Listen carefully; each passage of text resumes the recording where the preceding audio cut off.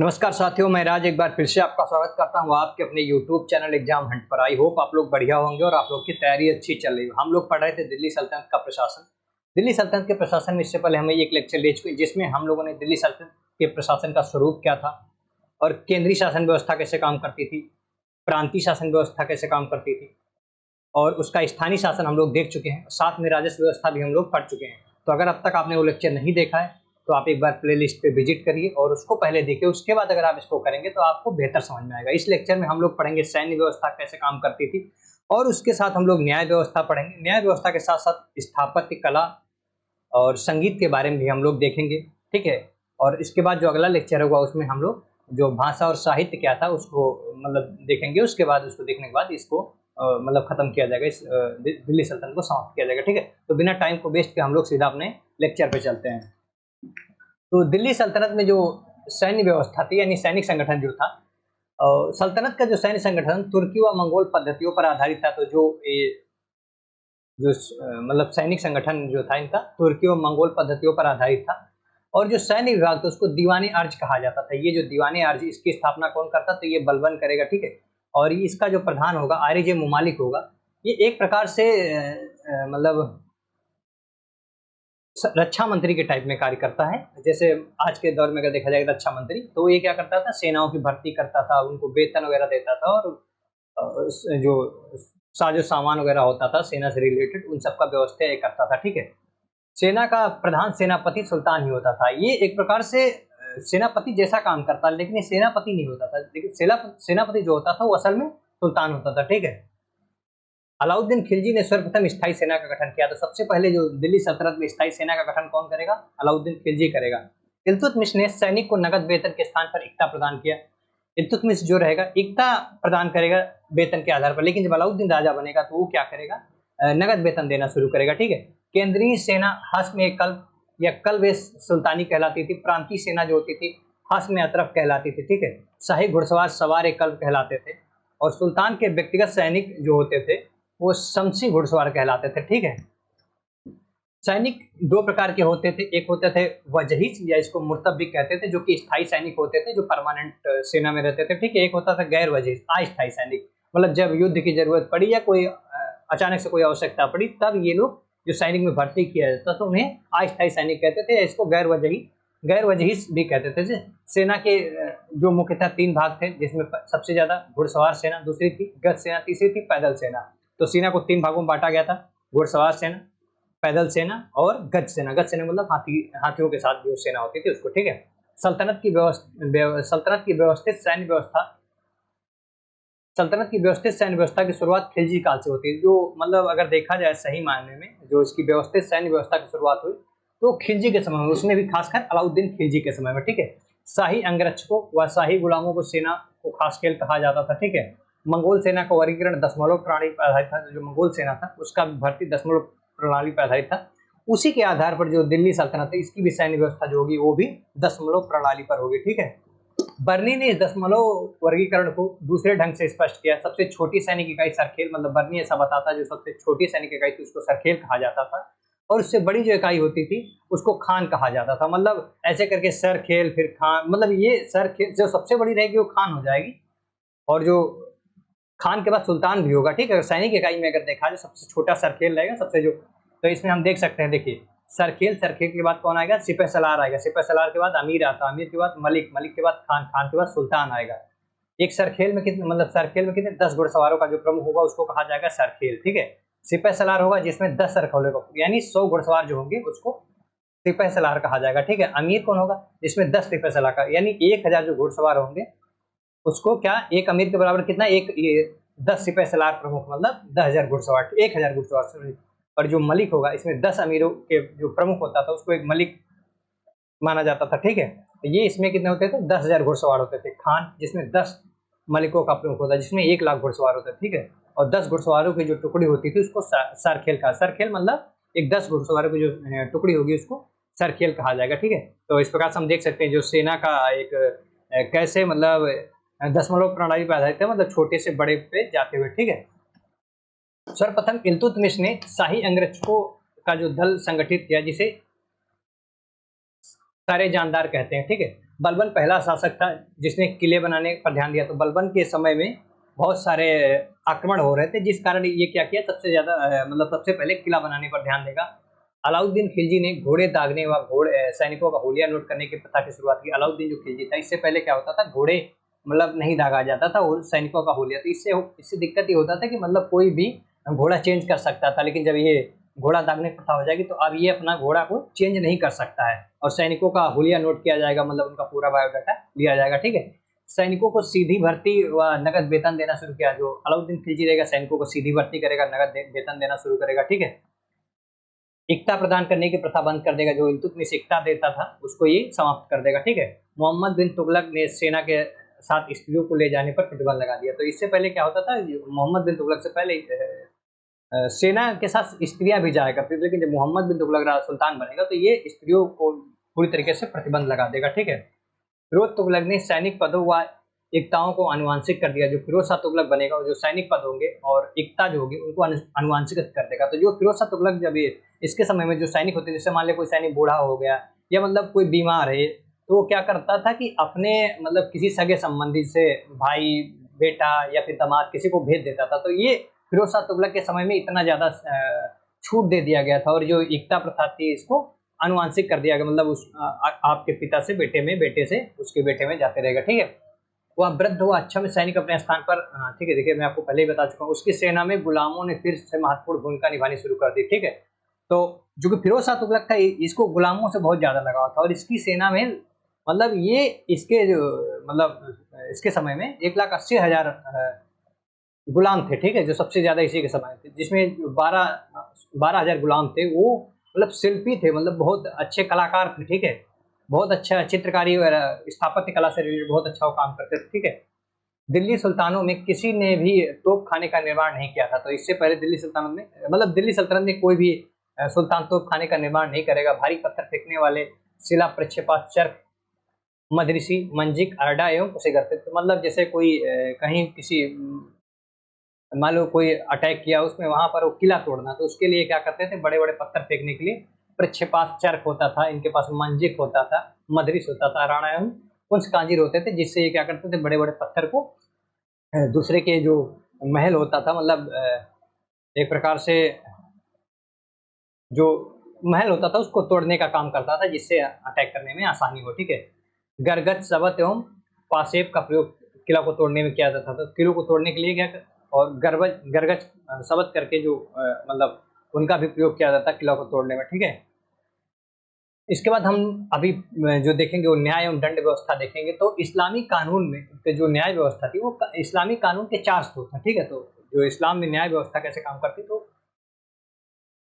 सबसे पहले कुरान, यह मुस्लिम कानूनों का प्रमुख स्रोत है। तो कुरान के में जो मतलब कुरान में मुस्लिम से रिलेटेड जो भी नियम कानून दिए गए हैं वो इसका प्रमुख स्रोत इसी में है। ठीक है, हदीस, इसमें पैगंबर के कथनों व कार्यों का वर्णन। तो हदीस एक मतलब इसमें क्या है, ये पुस्तक है जिसमें पैगंबर के कथनों व कार्यों का वर्णन किया गया। ठीक है, इजमा, इसमें मुजत हिंद द्वारा व्याख्या किए गए कानून होते हैं। ठीक है, इन कानूनों को अल्लाह की इच्छा का रूप माना जाता। तो जो इजमा होती थी इसमें मतलब मुजत हिंद के द्वारा व्याख्या किया जाता है कानून, और ऐसा माना जाता था कि ये अल्लाह की इच्छा के रूप में माना जा रहा है। ठीक है, इस्लामी कानूनों की व्याख्या करने वाले को विधिवेत्ता यानी मुजत हिंद कहते थे। जो इस्लामिक कानून को व्याख्या करता था उसको मुजत हिंद कहते थे। ठीक है, कयास, इसमें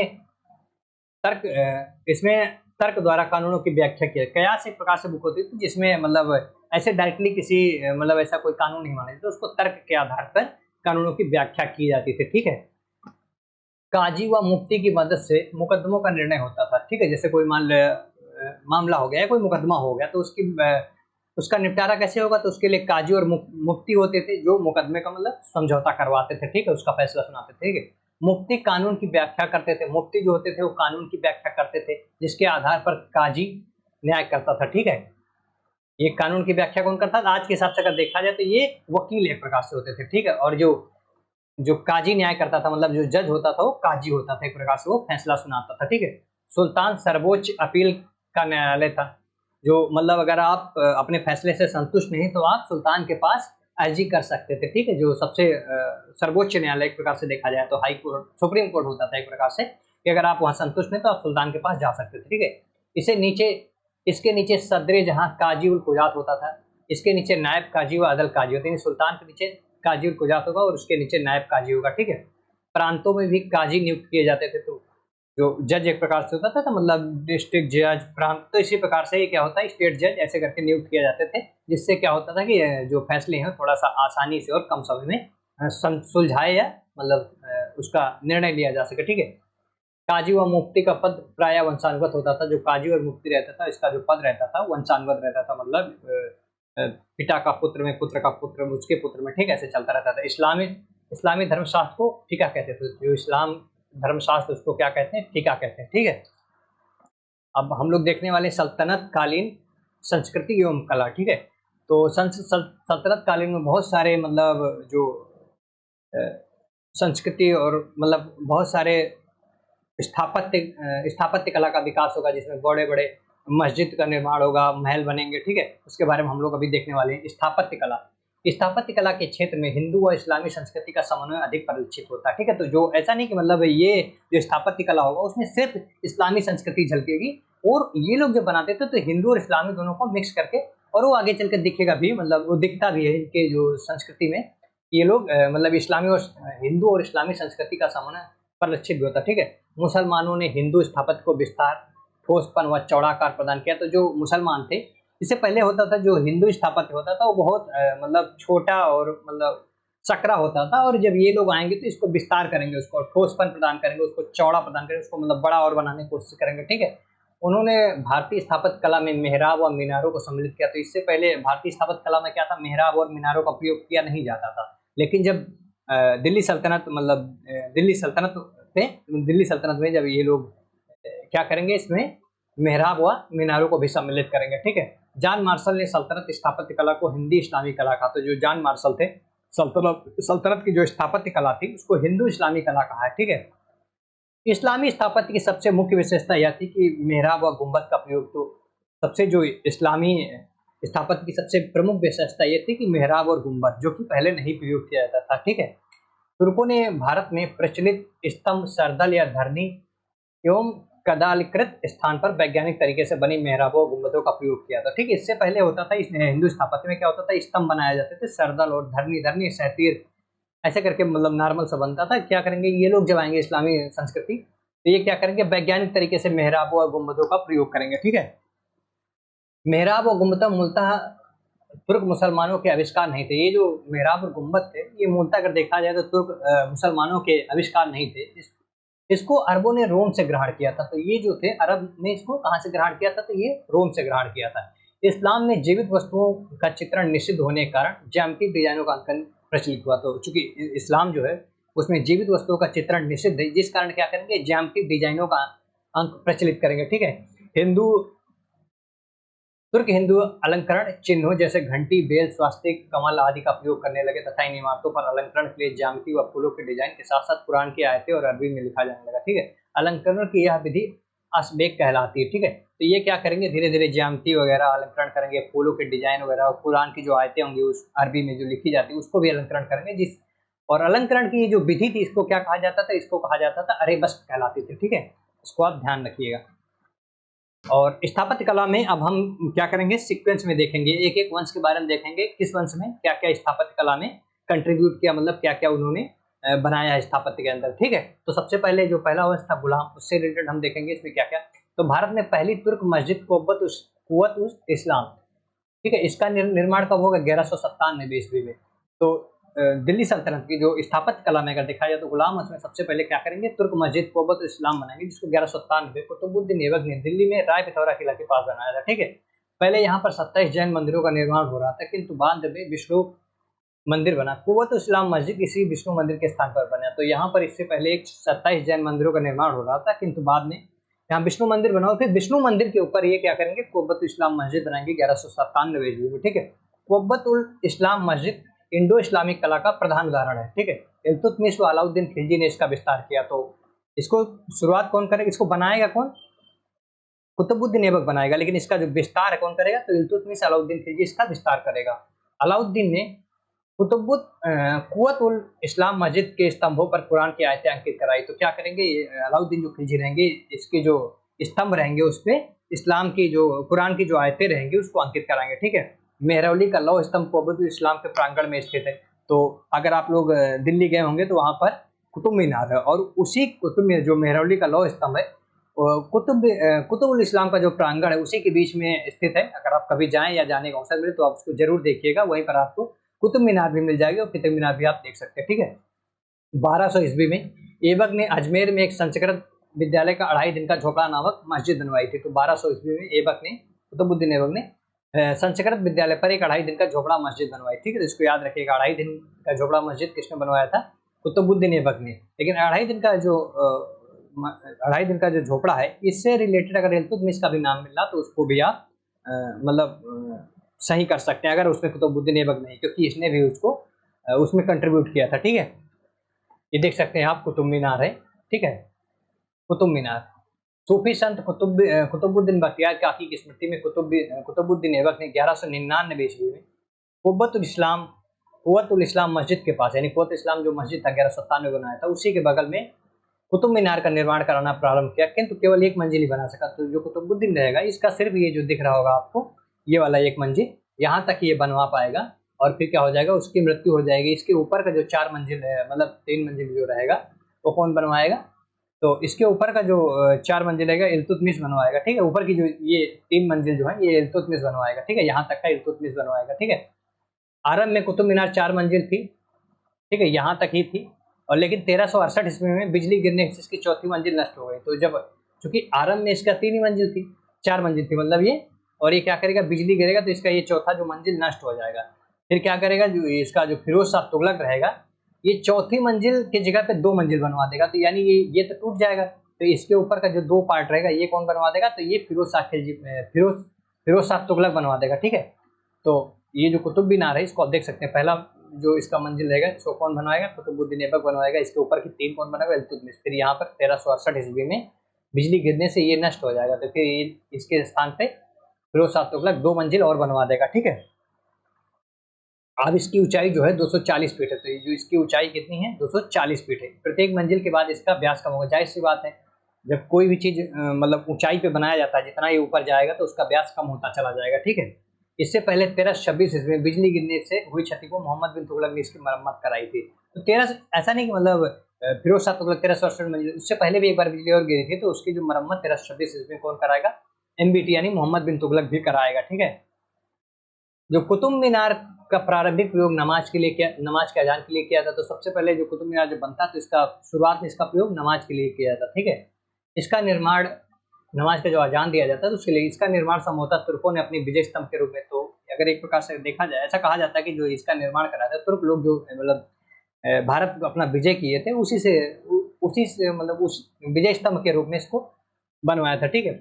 1505 ईस्वी में सिकंदर लोदी ने कुतुब मीनार की मरम्मत कराई। आगे चलकर इसका सिकंदर लोदी भी 1505 ईस्वी में मरम्मत कराएगा, ठीक है। इल्तुतमिश ने कुव्वत इस्लाम मस्जिद को बड़ा कराया। तो जो कुव्वत इस्लाम मस्जिद थी, जो कुतुबुद्दीन ने बनाया था, उसको ये क्या करेगा? बड़ा करवाएगा, ठीक है। इल्तुतमिश का मकबरा निर्माण शैली का जन्मदाता कहा जाता है। तो इल्तुतमिश को मकबरा निर्माण शैली का जन्मदाता कहा जाता है, क्योंकि जो इसका बेटा रहता है नसीरुद्दीन महमूद, जब उसकी मृत्यु हो जाएगी तो सबसे पहले दिल्ली सल्तनत में यही जो इल्तुतमिश रहेगा, यही सबसे पहले मकबरे का निर्माण कराएगा, जिस कारण इसको मकबरा निर्माण का पिता कहा जाएगा। तो इसको आप याद रखिएगा, ठीक है। अगर मकबरा निर्माण का जन्मदाता पूछा जाए तब भी इल्तुतमिश, अगर उसका मकबरा निर्माण का पिता पूछा जाएगा तब भी इल्तुतमिश ही होगा, ठीक है।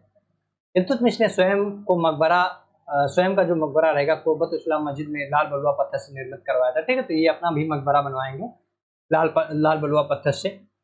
इल्तुतमिश ने बदायूं में जामा मस्जिद एवं शमसी ईदगाह व नागौर में अतरकिन का दरवाजा बनाया, ठीक है। मोहम्मद बिन तुगलक ने अतरकिन के दरवाजे का पुनर्निर्माण करवाया। इल्तुतमिश ने दिल्ली में अपने पुत्र की स्मृति में मदरसा नसीरी मुइजुद्दीन मोहम्मद गोरी के नाम पर मदरसा मुइजुद्दीन का निर्माण दिल्ली में बदायूं में करवाया था, ठीक है। तो ये इल्तुतमिश जो रहेंगे अपने पुत्र के नाम पे मदरसा नसीरी का निर्माण कराएंगे, मुइजुद्दीन मोहम्मद गोरी के नाम पर मदरसा मुजी का निर्माण कराएंगे, ठीक है। दिल्ली में बदायूं में करवाया था, ठीक है।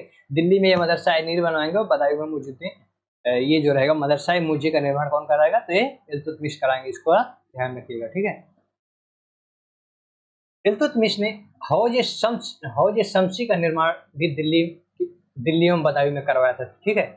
दिल्ली में बलबन का मकबरा शुद्ध इस्लामी पद्धति द्वारा निर्मित भारत का प्रथम मकबरा। तो दिल्ली में जो बलबन का मकबरा है मतलब ये शुद्ध इस्लामी पद्धति द्वारा निर्मित भारत का पहला मकबरा है, ठीक है। सही रूप में वैज्ञानिक विधि से मेहराब चाप का प्रचलन बलबन के मकबरे में हुआ। इसका निर्माण बलबन ने स्वयं कर, जो बलबन का मकबरा था ये बलबन खुद अपने हाथ से बनवाया था और ये शुद्ध इस्लामी पद्धति में बना भारत का पहला मकबरा था, ठीक है। बलबन ने इल्तुतमिश का कसरे कसरे सफेद महल श्वेत महल बनवाया था। तो जो बलबन था इल्तुतमिश का कसरे सफेद यानी श्वेत महल भी बनवाएगा। बलबन ने दिल्ली में अपने पुत्र शहजादा मोहम्मद का मकबरा बनवाया था, ठीक है। बलबन ने दिल्ली में लाल महल बनवाया था। इब्न बतूता के अनुसार बलबन ने दारुल अमन का निर्माण करवाया, वह सुल्तानों की समाधियां स्थित की, ठीक है। कैकुबाद ने किलाखोरी महल का निर्माण किया प्रारंभ में, इसे जलालुद्दीन खिलजी ने पूर्ण करवाया था, ठीक है। फिर जलालुद्दीन खिलजी से किलाखोरी में ही अपना राज्याभिषेक कराएगा। जो लाल महल रहेगा इसमें अलाउद्दीन खिलजी और ये मोहम्मद बिन तुगलक ये लोग इसमें अपना राज्याभिषेक कराएंगे, ठीक है। तो इसको आप लोग ध्यान रखिएगा।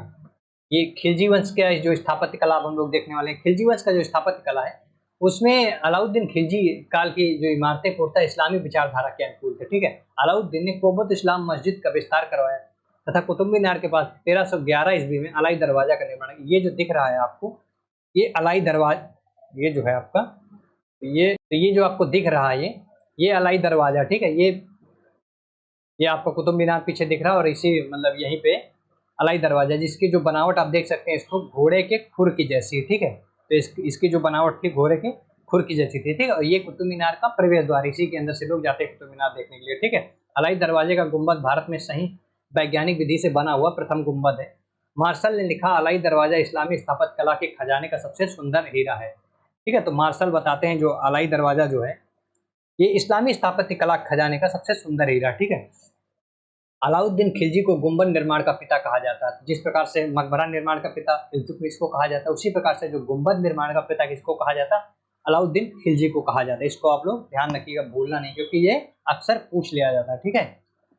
अलाई दरवाजा भारत की पहली इमारत जहाँ केवल इस्लामी पद्धति का प्रयोग हुआ था। जो अलाई दरवाजा है ये भारत की पहली इमारत है जहाँ केवल इस्लामी पद्धतियों, जो अलाउद्दीन का मतलब खिलजी वंश रहेगा इसमें देखने को जो मैक्सिमम स्थापत्य कला होगा उसमें सब में इस्लामी पद्धतियों का प्रयोग किया। इसमें चतुष्केंद्रीय मेहराब या ट्यूडर मेहराब का प्रयोग किया गया। इसमें लाल बलुआ पत्थर एवं श्वेत संगमरमर का भी प्रयोग किया गया, ठीक है।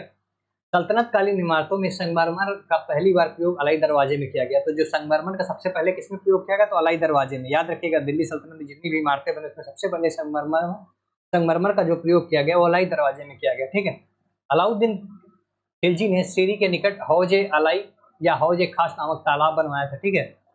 अलाउद्दीन ने कुतुब मीनार के पास उससे मतलब दुगनी ऊंचाई के मीनार का निर्माण प्रारंभ किया, क्योंकि उसकी मृत्यु के कारण उसकी एक मंजिल के बाद उसका निर्माण कार्य बंद होगा। तो अलाउद्दीन खिलजी कुतुब मीनार के पास ही एक उससे दुगना ऊंचाई के एक मतलब मीनार बनाना चाहता था, परंतु इसकी जब मृत्यु हो जाएगी जिस कारण से इसका जो एक मंजिली बन पाएगा फिर इसका निर्माण कार्य रुक जाएगा, ठीक है। अलाउद्दीन ने चित्तौड़ में गंभीरी नदी का पुल निर्माण कराया, ठीक है। मलिक काफूर ने मुबारक खिलजी के समय बयाना में उखा मस्जिद का निर्माण कराया था। तो बयाना की जो उखा मस्जिद को आप ध्यान रखिएगा, ये अक्सर पूछ लिया जाता है, ठीक है। मलिक किसने बनवाया था, तो मलिक काफूर ने मुबारक खिलजी के समय। किसके समय, मुबारक खिलजी से। कौन बनवाया था, मलिक काफूर, ठीक है। उखा मस्जिद का निर्माण कराया था, ठीक है। इसके बाद हम लोग देखेंगे तुगलक काल में स्थापत्य कला, ठीक है। चूंकि तुगलक स्थापत्य की महत्वपूर्ण विशेषता इनकी ढलवा दीवारें, इसमें इमारत को मजबूती मिली। हालांकि फिरोज तुगलक की इमारतों को ढलवा दीवारों का प्रयोग नहीं किया गया, लेकिन जो फिरोज शाह तुगलक रहेगा उसके जो इमारतें रहेंगी उसमें ढलवा दरवाजों का प्रयोग नहीं किया जाएगा, ठीक है।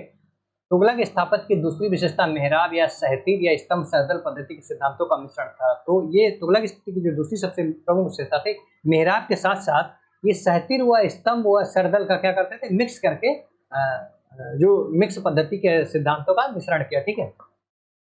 फिरोज तुगलक की इमारतों में यह विशेषता परिलक्षित होती कि हौज एक खास में यह विशेषता, ठीक है। तुगलक सुल्तानों ने लाल पत्थरों के स्थान पर सस्ते बलुआ पत्थरों का प्रयोग किया।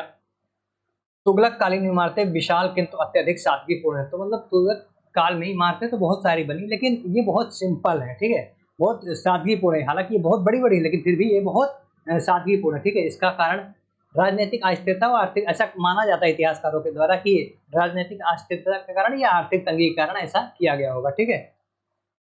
गयासुद्दीन तुगलक ने तुगलकाबाद फोर्ट का निर्माण कराया, उसके चारों ओर कृत्रिम झील का निर्माण कराया।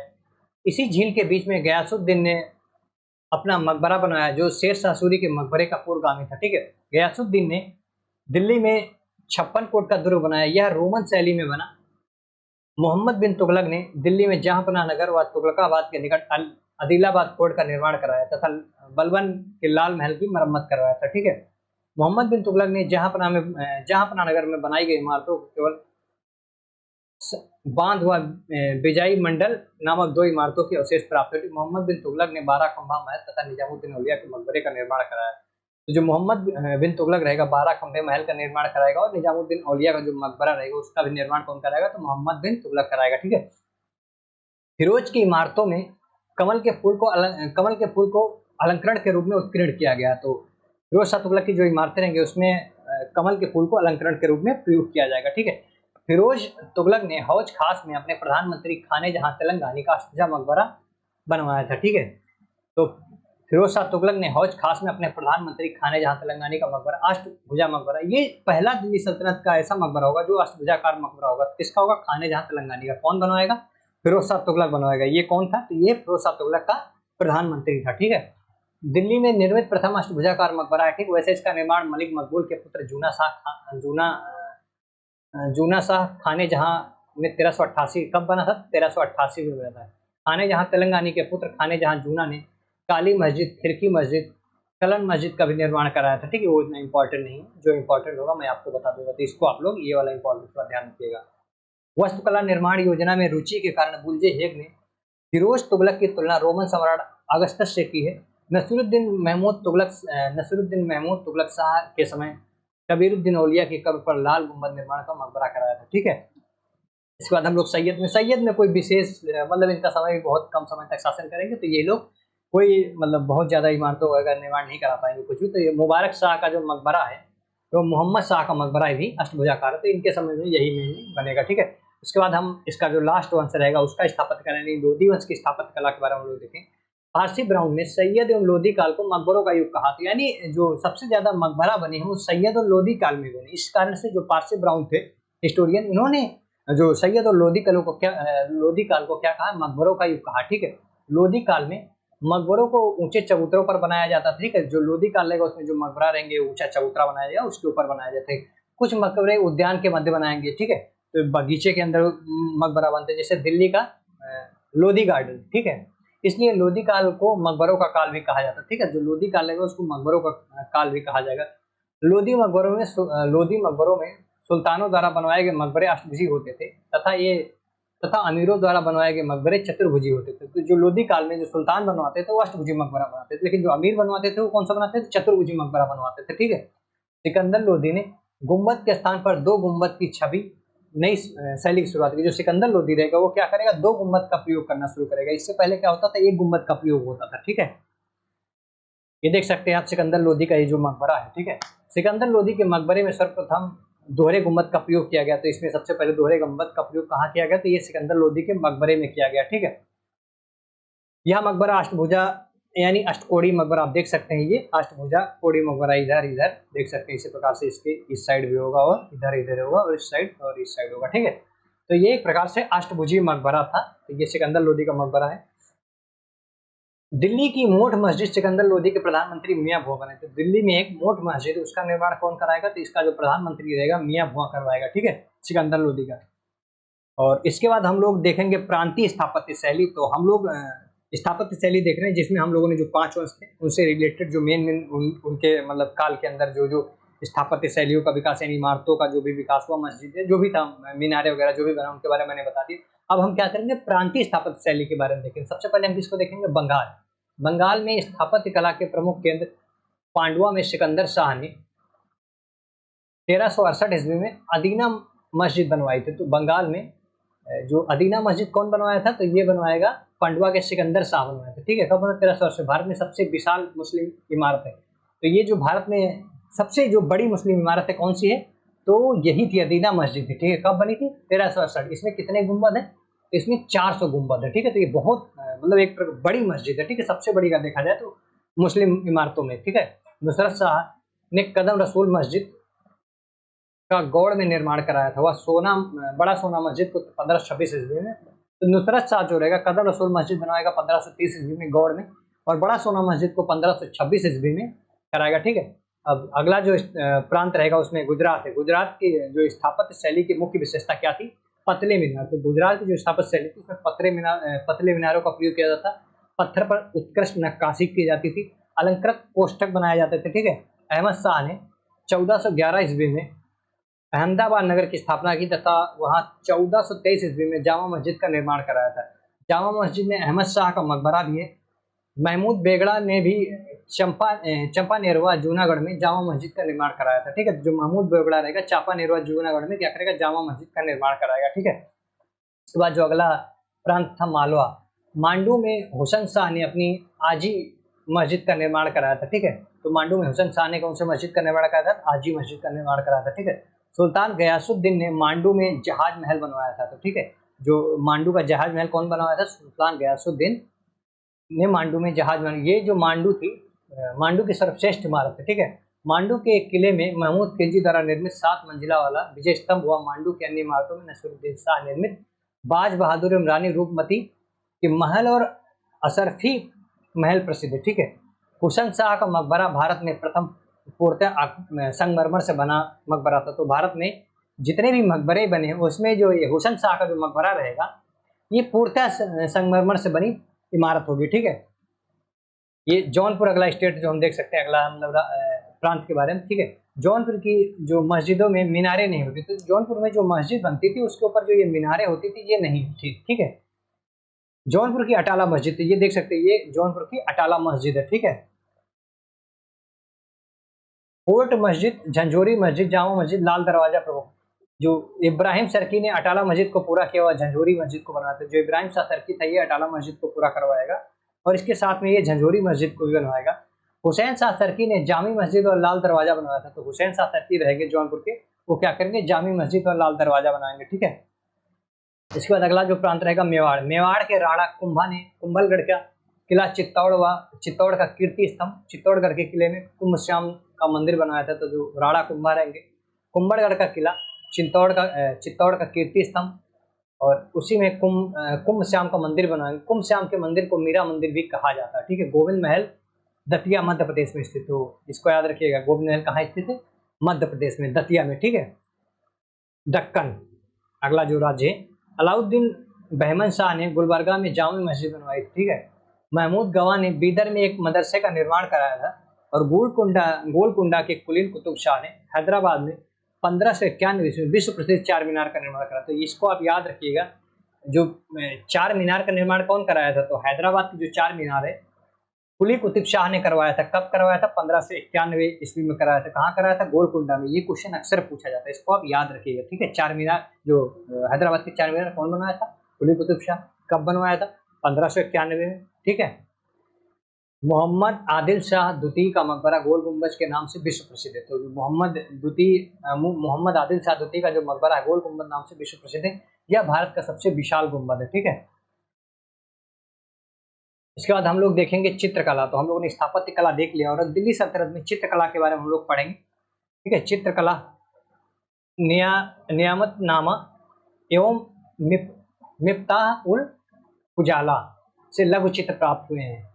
तो अगर देखा जाए जो चित्रकला के हमको प्रमाण कहाँ से मिले, तो नियामतनामा जो कि एक ग्रंथ था, पाक शास्त्र का नामक एक ग्रंथ था, ठीक है। इसको पाक शास्त्र नाम से भी जाना जाता है। और मिफ्ताह उल उजाला, ठीक है, लघु चित्र, यहाँ से बहुत सारे लघु चित्र प्राप्त हुए। इस्लाम में जीवित प्राणियों के चित्र बनाना प्रतिबंधित था। अधिकांश सल्तनतकारी इमारतों में चित्रकला की रुचि नहीं थी, क्योंकि जो इस्लाम था उसमें जीवित लोगों का चित्र बनाना प्रतिबंधित है। इस कारण बहुत ज्यादा कोई चित्र वगैरह का विकास नहीं होगा, चलकर मुगल में होगा, ठीक है। सल्तनत कालीन चित्रकला का प्रथम उल्लेख बैहाकी द्वारा लिखित गजनवियों के इतिहास में मिलता। तो जो चित्रकला का सबसे पहले उल्लेख कौन करता है? तो बैहाकी करेगा, ठीक है। फुतुहातुस सलातीन के अनुसार इल्तुतमिश के समय चीन के चित्रकार दिल्ली आए थे। तो ऐसा मतलब इल्तुतमिश के समय फुतुहुस सलातीन के अनुसार जो इल्तुतमिश के समय चीन के चित्रकार आए थे। शमसे सिराज अफीक ने फिरोज शाही में सल्तनत कालीन चित्रकला का कुछ वर्णन किया। उसके अनुसार फिरोज तुगलक ने यह आदेश दिया कि आराम गृहों में हिंदू नरेशों के चित्र नहीं लगाने चाहिए, ठीक है। इसके बाद हम लोग अभी जो पढ़ने वाले हैं संगीत कला, ठीक है। और संगीत कला ये आज का मतलब ये लास्ट टॉपिक है, और ठीक है। संगीत कला, इस्लाम में संगीत वर्जित है, किंतु सुल्तानों ने संगीत को संरक्षण दिया। हालांकि जो इस्लाम है उसमें संगीत वर्जित है, लेकिन फिर भी सुल्तानों ने संगीत को संरक्षण दिया। तुर्क अपने साथ राव व सारंगी जैसे वाद्य यंत्र लाए। तुर्क अपने साथ रवाब व सारंगी जैसे वाद्य यंत्र। अमीर खुसरो को सितार व तबले के निर्माण का श्रेय दिया जाता, ठीक है। तो तबले और सितार का निर्माण किसने किया था? अमीर खुसरो ने किया था। सितार भारतीय व इस्लामी वाद्य यंत्रों के समन्वय का सर्वश्रेष्ठ उदाहरण है। सितार में भारतीय बीड़ा व ईरानी तंबूरा का समन्वय था, ठीक है। अमीर खुसरो को मध्यकालीन संगीत का संस्थापक माना जाता है। जो अमीर खुसरो थे, मध्यकालीन संगीत का संस्थापक इसको माना जाता है, अमीर खुसरो को माना जाता है। उसने कव्वाली गायन को प्रचलित किया था।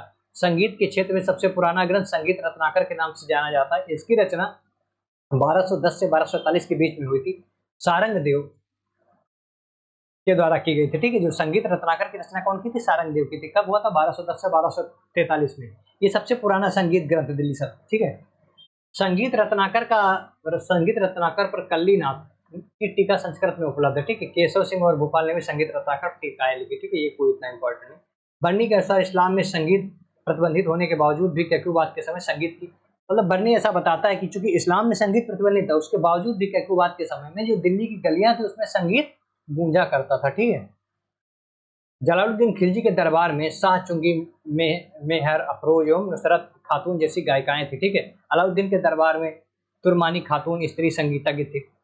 गयासुद्दीन तुगलक संगीत का विरोधी था। उसने साम्राज्य में संगीत पर प्रतिबंध लगा दिया। इस आधार पर गयासुद्दीन ने निजामुद्दीन औलिया पर 53 उलेमाओं की अदालत में मुकदमा चला, जिसने औलिया बरी हो गया, ठीक है। तो ये संगीत पर प्रतिबंध लगाया गया, जिसको लेकर आगे चलकर इसका गयासुद्दीन औलिया से विवाद भी हो जाएगा, ठीक है। मोहम्मद बिन तुगलक भी संगीत प्रेमी था। जो मोहम्मद बिन तुगलक था वो संगीत प्रेमी था। उसके दरबार में ऐसा कहा जाता कि 1200 गायक थे, ठीक है। फिरोज तुगलक के समय संगीत के शास्त्रीय ग्रंथ राग दर्पण का फारसी में अनुवाद किया गया। तो जो फिरोज शाह तुगलक रहेगा, इसके समय में संगीत का जो शास्त्रीय ग्रंथ रहेगा राग दर्पण का फारसी में भी अनुवाद किया जाएगा, ठीक है।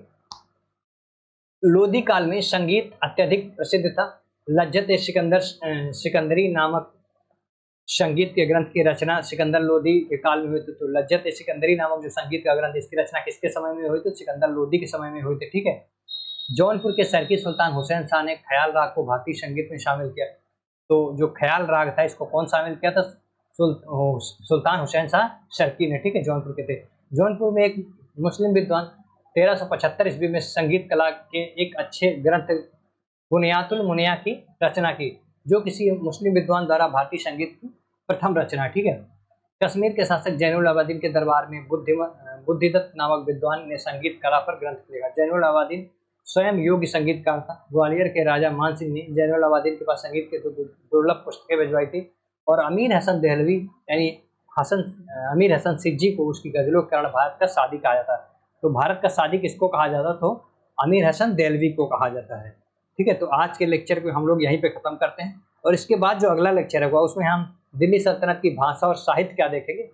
दिल्ली सल्तनत की भाषा क्या थी, और उस समय कौन कौन सी साहित्य लिखा गया, मतलब कौन कौन सी पुस्तकें लिखा गए, जो बहुत ही इंपॉर्टेंट होने वाला है, उसको आप जरूर देखिएगा, ठीक है। तो आज की क्लास को यहीं समाप्त करते हैं। अगर आप इसका PDF प्राप्त करना चाह रहे हैं तो आप एग्जाम हंट ऐप है, इसको आप प्ले स्टोर से जाके, एग्जाम हंट ऐप हुआ प्ले स्टोर पर जाके आप इसको डाउनलोड करिए, और वहाँ पर आपको फ्री ऑफ कॉस्ट ये PDF मिल जाएगी, और साथ में ही वहाँ पर कुछ टेक्स्ट अवेलेबल है, उसको आप दीजिए और अपनी तैयारी को चेक करिए, ठीक है। आपकी तैयारी कैसी जा रही है उसे आप चेक कर सकते हैं। तो अगर आपके कोई मतलब सगे संबंधी परिचय या आस पड़ोस जो भी है हिस्ट्री से रिलेटेड COT PG या मतलब कोई भी एग्जाम ऐसा दे रहा है जिसमें हिस्ट्री पूछा जाता है, उसकी तैयारी कर रहा है, तो आप उसको जरूर रिकमेंड करिए या शेयर करिए उसको, ठीक है। तो आज की क्लास को यही समाप्त करते हैं। Thank you.